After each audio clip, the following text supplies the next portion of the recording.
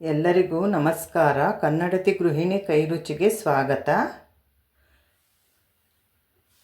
ಖಾರ ಸೇವ್ ಮಿಕ್ಸ್ಚರನ್ನು ಹೇಗೆ ಮಾಡೋದು ಅಂತ ನೋಡೋಣ. ಕ್ರಿಸ್ಪಿಯಾಗಿ ಮತ್ತು ಟೇಸ್ಟಿಯಾಗಿ ಇರುವಂತಹ ಮಿಕ್ಸ್ಚರನ್ನು ಹೊರಗಡೆಯಿಂದ ತರೋದೇನು ಬೇಕಾಗಲ್ಲ, ಮನೆಯಲ್ಲೇ ತುಂಬಾ ರುಚಿಯಾಗಿ ಮಾಡ್ಕೊಳ್ಬಹುದು. ಅದು ಹೇಗೆ ಅಂತ ನೋಡೋಣ. ಒಂದು ತಟ್ಟೆ ತೊಗೊಂಡಿದ್ದೀನಿ, ದೊಡ್ಡದು ಒಂದು. ದಯವಿಟ್ಟು ಮರೆಯದೆ ಸಬ್ಸ್ಕ್ರೈಬ್ ಮಾಡ್ಕೊಳ್ಳಿ, ಲೈಕ್ ಮಾಡಿ, ಶೇರ್ ಮಾಡಿ, ಕಮೆಂಟ್ ಮಾಡಿ, ಬೆಲ್ ಬಟನ್ ಪ್ರೆಸ್ ಮಾಡಿ. ಆಗ ನೋಟಿಫಿಕೇಷನ್ ಬರುತ್ತೆ. ಆಗ ನೀವು ಮೊದಲಿಗೆ ವೀಡಿಯೋಗಳೆಲ್ಲ ಬರುತ್ತೆ. ಆಗ ನೀವು ಮೊದಲಿಗೆ ವೀಡಿಯೋಗಳನ್ನೆಲ್ಲ ನೋಡಬಹುದು. ಆ ತಟ್ಟೆನಲ್ಲಿ ನಾನೀಗ ಬೋಂಡ ಬಜ್ಜಿ ಮಾಡೋಂತಹ ಕಡಲೆ ಹಿಟ್ಟನ್ನು ಹಾಕ್ಕೊಳ್ತಾ ಇದ್ದೀನಿ. 2 ಮೆಜರ್ಮೆಂಟ್ ಬೌಲಲ್ಲಿ 2 ಬೌಲು ತೊಗೊಂಡಿದ್ದೀನಿ ಕಡಲೆ ಹಿಟ್ಟು, ಬೋಂಡ ಬಜ್ಜಿ ಮಾಡೋಂತಹ ಕಡಲೆ ಹಿಟ್ಟು.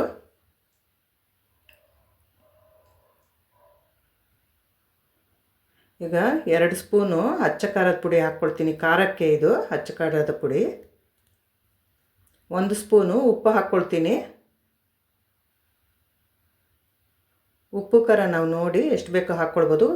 ಖಾರದ ಪುಡಿ ಇನ್ನೂ 1 ಸ್ಪೂನು, ನಿಮಗೆ ಖಾರ ಜಾಸ್ತಿ ಬೇಕು ಅನ್ನೋರಾದರೆ ಖಾರದ ಪುಡಿ ಇನ್ನೂ 1 ಸ್ಪೂನ್ ಹೆಚ್ಚಿಗೆ ಹಾಕ್ಕೊಳ್ಬೋದು. ನಮಗಿಲ್ಲಿ ಸಾಕು ಇಷ್ಟು, ಅದರಿಂದ ನಾನು 2 ಸ್ಪೂನ್ ಹಾಕ್ಕೊಂಡಿದ್ದೀನಿ. ಈಗ ಅದನ್ನೆಲ್ಲನೂ ಕೈಯಿಂದ ಮಿಕ್ಸ್ ಮಾಡ್ಕೊಳ್ತೀನಿ. ಈಗ ಕೈಯಿಂದ ಮಿಕ್ಸ್ ಮಾಡ್ಕೊಂಡಿದ್ದಾಗಿದೆ. ಈಗ ಅದಕ್ಕೆ ಚೆನ್ನಾಗಿ ಕಾಯಿಸಿರುವಂತಹ ಬಿಸಿ ಎಣ್ಣೆನ ಒಂದು 4-5 ಸ್ಪೂನನ್ನು ನಾನಿಲ್ಲಿ ಹಾಕ್ಕೊಳ್ತಾ ಇದ್ದೀನಿ. ಇದು ಕ್ರಿಸ್ಪಿಯಾಗಿ ಬರಬೇಕು ಅಂದರೆ ಎಣ್ಣೆ ಇಲ್ಲಿ ನಾವು ಮಿಸ್ ಮಾಡೋ ಹಾಗಿಲ್ಲ, ಹಾಕ್ಕೊಳ್ಳೇಬೇಕು. ಬಿಸಿ ಮಾಡಿನೇ ಹಾಕ್ಕೊಳ್ಬೇಕು ಎಣ್ಣೆನ. ಈಗ ಅದನ್ನೆಲ್ಲನೂ ಬಿಸಿ ಇರೋದ್ರಿಂದ ಹೀಗೆ ನಾನು ಸ್ಪೂನಿಂದ ಚೆನ್ನಾಗಿ ಮಿಕ್ಸ್ ಮಾಡ್ಕೊಳ್ತೀನಿ. ಸ್ಪೂನಿಂದ ಮಿಕ್ಸ್ ಮಾಡಿದ್ದಾಯಿತು. ತಣ್ಣಗಾದ ಮೇಲೆ ಒಂದು ಸರ್ತಿ ಕೈಯಿಂದ ಹೀಗೆ ಎಲ್ಲ ಕಡೆ ಮಿಕ್ಸ್ ಆಗಬೇಕು. ಅದರಿಂದ ಎಣ್ಣೆ, ಉಪ್ಪು, ಖಾರ ಎಲ್ಲನೂ ಚೆನ್ನಾಗಿ ಮಿಕ್ಸ್ ಮಾಡ್ಕೊಳ್ಬೇಕು ಕೈಯಿಂದ. ಈಗ ಮಿಕ್ಸ್ ಮಾಡಿದ್ದಾಗಿದೆ. ಈಗ ಅದನ್ನ ಈಗ ಉಂಡೆ ಕಟ್ಟಿ ನೋಡ್ತೀನಿ. ನೋಡಿ, ಉಂಡೆ ಕಟ್ಟಿ ನೋಡಿದ್ರೆ ಇಷ್ಟು ಬಂದರೆ ಆಯಿತು. ಆಗ ಎಣ್ಣೆ ಇದಕ್ಕೆ ಕರೆಕ್ಟಾಗಿ ಆಗಿದೆ ಅಂತ ಸಾಕು. ಇಷ್ಟು ಎಣ್ಣೆ ಆದರೆ ಈಗ ಇದನ್ನು ನಾನು ತಣ್ಣೀರಿನಿಂದ ಕಲಿಸ್ಕೊಳ್ತೀನಿ. ಇದನ್ನು ನಾವು ತಣ್ಣೀರಿನಿಂದ ಕಲಿಸ್ಕೊಳ್ಬೇಕು. ಸ್ವಲ್ಪ ಸ್ವಲ್ಪನೇ ನೀರನ್ನು ಹಾಕ್ಕೊಂಡು ತಣ್ಣೀರಿನಿಂದ ಕಲಿಸ್ಕೊಳ್ಬೇಕು ಕಡಲೆ ಹಿಟ್ಟನ್ನು.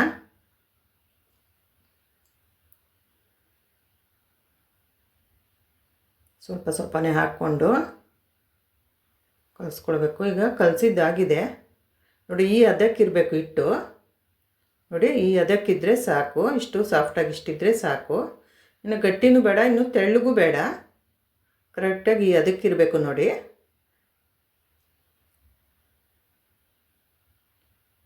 ಈಗ ಬಾಣಲೆಯಲ್ಲಿ ಎಣ್ಣೆ ಹಾಕಿದ್ದೀನಿ.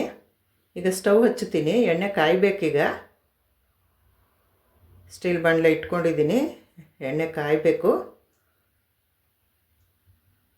ನೋಡಿ, ಹಿತ್ತಳಿದು ಚಕ್ಲಿ ಒಳ್ಳು ತೊಗೊಂಡಿದ್ದೀನಿ ನಾನು. ಅದಕ್ಕೆ ಖಾರ ಸೇವಿನ ಬಿಲ್ಲೆ ಹಾಕ್ಕೊಳ್ತಾ ಇದ್ದೀನಿ. ಖಾರ ಸೇವಿನ ಬಿಲ್ಲೆ ಹಾಕ್ಕೊಂಡಿದ್ದಾಗಿದೆ. ಈಗ ಅದನ್ನ ಹೀಗೆ ತಿರ್ಕೊಳ್ಬೇಕು. ಬಿಲ್ಲೆ ಹಾಕ್ಕೊಂಡಿದ್ದಾಯಿತು.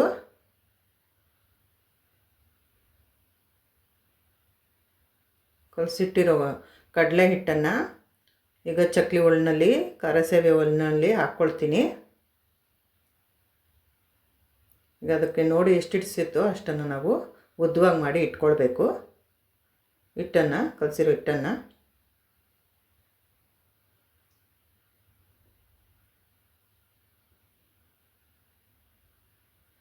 ಈಗ ನಾನಿಲ್ಲಿ ಒತ್ಕೊಳ್ತೀನಿ. ಹೀಗೆ ಎಣ್ಣೆ ಕಾದಿದೆ. ಹೀಗೆ ಖಾರ ಸೇವನ್ನು ನಾವು ಇಲ್ಲಿ ಒತ್ಕೊಳ್ಬೇಕು.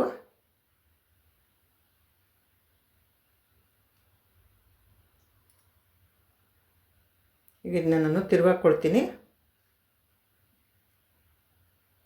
ಹೀಗೆ ತಿರುವಾಕೊಳ್ಬೇಕು.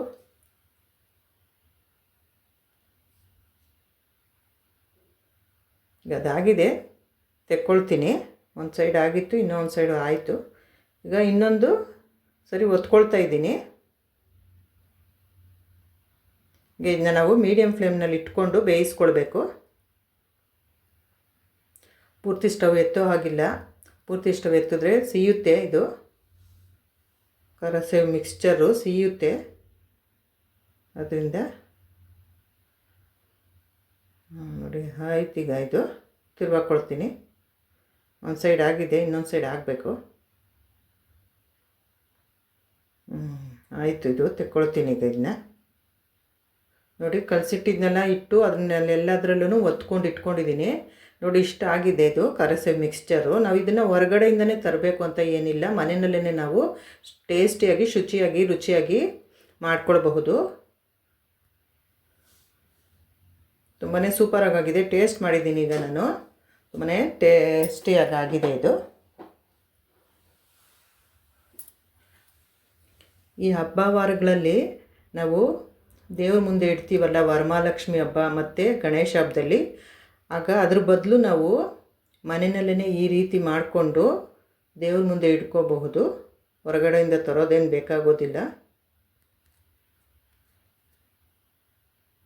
ಇದು ಮಕ್ಕಳಿಂದ ಇದು ದೊಡ್ಡವರವರೆಗೂ ಎಲ್ಲರಿಗೂ ಆಗುತ್ತೆ. ಇದು ಮನೆಯಲ್ಲೇ ಮಾಡೋದ್ರಿಂದ ಸಂಜೆ ಟೀ ಟೈಮ್ ಸ್ನ್ಯಾಕ್ಸ್ ಜೊತೆನೂ ಆಗುತ್ತೆ. ಇದು ಊಟಕ್ಕೆ ನೆಂಚ್ಕೊಳ್ಳೋದಕ್ಕೂ ಈ ಮಿಕ್ಸ್ಚರ್ ಆಗುತ್ತೆ, ಖಾರಸೇವು ಮಿಕ್ಸ್ಚರು. ಅದಕ್ಕೆ ಸ್ವಲ್ಪ ಕಡಲೆಬೀಜನೂ ಫ್ರೈ ಮಾಡಿ ಹಾಕ್ಕೊಂಡಿದ್ದೀನಿ ಎಣ್ಣೆಯಲ್ಲಿ ಕರೆದು. ಈ ಥರ ನಾವು ಮನೆಯಲ್ಲೇ ಮಾಡಿಕೊಂಡು ತಿನ್ಕೋಬಹುದು. ದೇವ್ರ ಮುಂದೆ ಇಡೋದಕ್ಕೆ ಇದು ಮನೆಯಲ್ಲಿ ಈ ಥರ ಮಾಡ್ಕೊಳ್ಬಹುದು. ಚಕ್ಲಿ, ನಿಪ್ಪಟ್ಟು, ಕೋಡ್ಬಳೆ ಮತ್ತು ಮೈಸೂರು ಪಾಕು ಇದನ್ನೆಲ್ಲ ನಾವು ಮಾಡಿಡ್ತೀವಲ್ವ, ಅದನ್ನೆಲ್ಲನೂ ನಂದು ಮಾಡಿರೋ ರೆಸಿಪಿ ಇದೆ ನನ್ನ ಚಾನಲ್ನಲ್ಲಿ. ನೋಡಿ ನೀವು ಅದನ್ನು ನೋಡಿ ನೀವು ಮಾಡ್ಕೋಬಹುದು. ಹಬ್ಬಕ್ಕೆ ಈಗ ಹಬ್ಬ ಬರ್ತಾ ಇದೆಯಲ್ಲ, ವರಮಹಾಲಕ್ಷ್ಮಿ ಅದಾದಮೇಲೆ ಗಣೇಶ ಹಬ್ಬ ಬರುತ್ತಲ್ಲ, ಅದಕ್ಕೆಲ್ಲ ಮಾಡ್ಕೊಳ್ಬೋದು ನೀವು. ನೋಡಿ ಅದನ್ನೆಲ್ಲ ವಿಡಿಯೋ ಇದೆ. ಈಗ ಮಿಕ್ಸ್ಚರು ಸೇವನೆಲ್ಲ ಹೀಗೆ ಕೈಯಿಂದನೇ ಈ ಥರ ಕಟ್ ಮಾಡ್ಕೊಳ್ತಾ ಇದ್ದೀನಿ. ಈಗ ಕಟ್ ಮಾಡಿಕೊಂಡು 1 ತಿಂಗಳು ನಾವು ಇದನ್ನು ಸ್ಟೋರ್ ಮಾಡಿ ಇಟ್ಕೊಳ್ಬಹುದು. ಒಂದು ಗಾಳಿ ಆಡದೇ ಇರೋಂತಹ ಬಾಕ್ಸಲ್ಲಿ ಹಾಕಿ ಇಟ್ಕೊಂಡ್ಬಿಟ್ರೆ 1 ತಿಂಗಳು ನಾವು ಇದನ್ನು ತಿನ್ಕೋಬಹುದು. ಸಂಜೆ ಈವ್ನಿಂಗು ಮತ್ತು ಊಟಕ್ಕೂ ಆಗುತ್ತೆ ಇದು. ಇದನ್ನೆಲ್ಲ ನಾನು ಕಟ್ ಮಾಡ್ಕೊಂಡಿದ್ದಾಗಿದೆ ಕೈಯಿಂದ. ಈಗ ಅದನ್ನ ಈ ಥರ ಒಂದು ಬಾಟ್ಲಲ್ಲಿ ಹಾಕಿ ಒಂದು ಬಾಕ್ಸಲ್ಲಿ, ಗಾಳಿ ಆಡದೇ ಇರೋಂತಹ ಬಾಕ್ಸಲ್ಲಿ ಇಟ್ಕೊಳ್ತೀನಿ. ತುಂಬಾ ಕ್ರಿಸ್ಪಿಯಾಗಿ, ತುಂಬಾ ಟೇಸ್ಟಿಯಾಗಿ, ತುಂಬಾ ಚೆನ್ನಾಗಾಗಿದೆ ಇದು.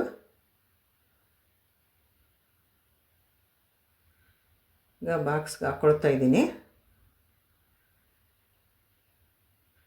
ಈ ಥರ ನೀವು ಮಾಡಿ ಹೇಗಿದೆ ಎಂದು ಕಮೆಂಟ್ ಮಾಡಿ ತಿಳಿಸಿ. ಹೀಗೆ ಸಪೋರ್ಟ್ ಮಾಡ್ತಾಯಿರಿ.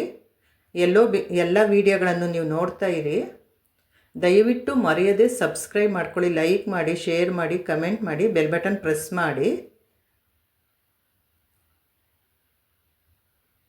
ನೋಡಿ ಇಷ್ಟ ಆಗಿದೆ. 1-2 ಬೌಲು ಕಡಲೆ ಹಿಟ್ಟಿಂದ ಇಷ್ಟೊಂದು ಮಿಕ್ಸ್ಚರ್ ಆಗಿದೆ, ಖಾರಸೇವು ಮಿಕ್ಸ್ಚರು. ನೋಡಿ ಅದು ಬಾಕ್ಸ್ಗಾಗಿ ಇನ್ನೂ ಒಂದು ಸ್ವಲ್ಪ ಉಳಿದಿದೆ, ಅದನ್ನ ಬೇರೆ ಇದರಲ್ಲಿ ಹಾಕ್ಕೊಳ್ಬೇಕು. ಈಗ